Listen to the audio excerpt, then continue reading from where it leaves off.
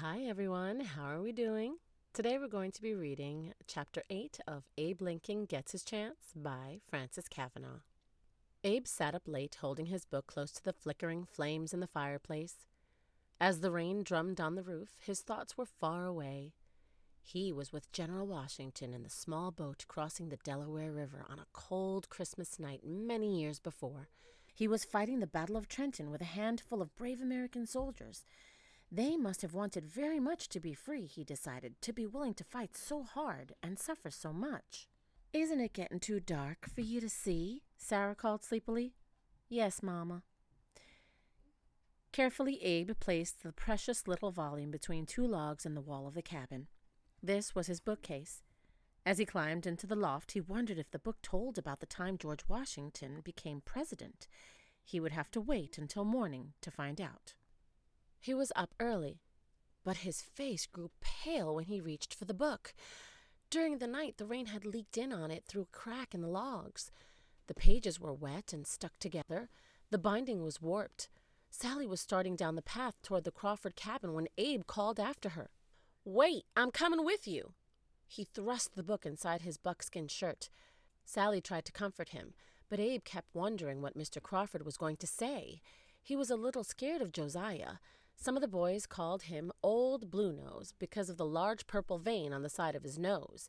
It made him look rather cross. He probably would want Abe to pay for the book, and Abe had no money. He opened the Crawford gate and marched up to the kitchen door. Josiah, his wife Elizabeth, and Sammy, their little boy, were having breakfast. When Abe explained what had happened, Mrs. Crawford patted his shoulder. He liked her. She was always nice to him. But he knew that her husband was the one who would decide about the book. Josiah took it in his big hands and looked at the stained pages. "Well, Abe," he said slowly, "I won't be hard on you. If you want to pull fodder 3 days for me, that ought to pay for the book."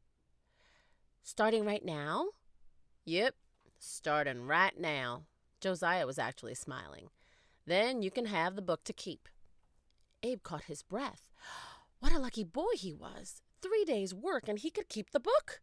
He would have a chance to read about George Washington any time he wanted to. Never had he worked harder or faster than he did that morning. When the noon dinner bell rang, he seemed to be walking on air as he followed Josiah into the cabin. Sally was putting dinner on the table. Abe slipped up behind her and pulled one of her pigtails. Taken by surprise, she jumped and dropped a pitcher of cream. The pitcher did not break, but the cream spilled and spread over the kitchen floor. "Abe Lincoln, look what you made me do!" cried Sally. "I just washed that floor, and look at that good cream going to waste." "'Tain't going to waste." Abe pointed to Elizabeth Crawford's cat, which was lapping up the delicious yellow stream. Then he began to sing. "Cat's in the cream jar, shoo, shoo, shoo." "Stop trying to show off," said Sally. She was angry, but Sammy, Elizabeth's little boy, shouted with delight. That was all the encouragement Abe needed. The fact that he could not carry a tune did not seem to bother him. "Cat's in the cream jar, shoo, shoo, shoo. Cat's in the cream jar, shoo, shoo, shoo. Skip to Maloo, my darling." Sally was down on her hands and knees, wiping up the cream.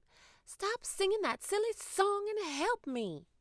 Instead, Abe danced a jig. He leaned down and pulled her other pigtail. "Sally's in the cream jar, shoo, shoo, shoo." "That's enough, Abe," said Elizabeth Crawford. "Skip to Maloo, my darling." He whirled around on his bare feet and made a sweeping bow. Sally was close to tears. "Abe, I told you to stop," said Elizabeth Crawford. "You ought to be ashamed teasing your sister. If you keep on acting that way, what do you think is going to become of you?" "Me?" Abe drew himself up. "What's going to become of me? I'm going to be president." Elizabeth looked at him, a lanky barefoot boy with trousers too short.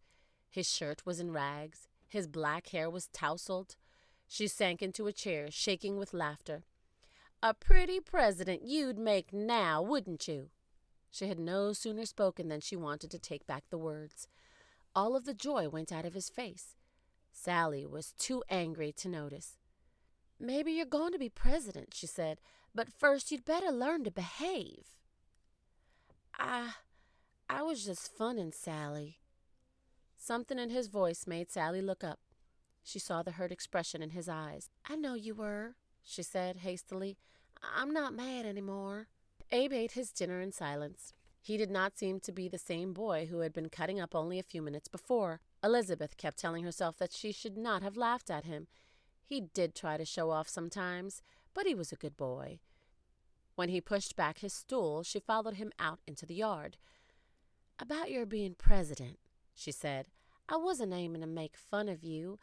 I just meant that you, with all your tricks and jokes. I reckon I know what you meant, said Abe quietly. All the same, Mrs. Crawford, I don't always mean to delve and grub and such like. There was a look of determination on his face that she had not seen before. I think a heap of you, she went on, and I don't want to see you disappointed. It's a fine thing to be ambitious, but don't let reading about George Washington give you notions that can't come to anything. Abe threw back his shoulders. I aim to study and get ready, and then the chance will come. He lifted his battered straw hat and started down the path toward the field.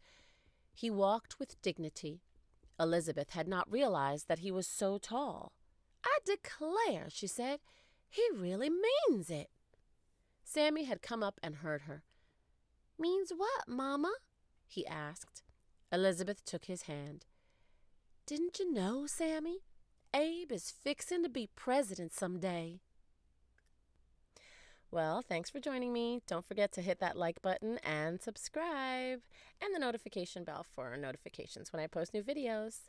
Have a great night if you're going to sleep, and if not, you have a wonderful day. Sweet dreams.